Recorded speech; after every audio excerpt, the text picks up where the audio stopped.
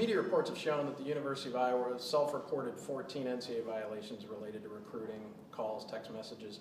Doesn't appear that any of those were deemed anything that you could consider major by the definition of the NCAA. A lot of them are categorized as accidental, and as you look at that, it's hard to know if the NCAA would come back and redefine anything, investigate, and find more situations. But based on those initial numbers and explanations, it doesn't appear to be anything serious that the University of Iowa would face. Fairly normal things that universities year over year have happened. Iowa last year, for context, had 14 violations too the year before this report.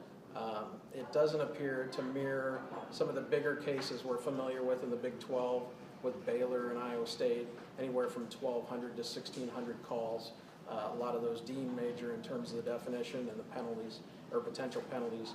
But all those situations have a common denominator, self-reported by those schools. But right now, it doesn't appear like either the number or the significance of those calls or texts will be any kind of an impact on the University of Iowa unless the NCAA comes back and reveals more. But at this point, it appears like normal self-reporting and probably normal impact, which will be very minimal.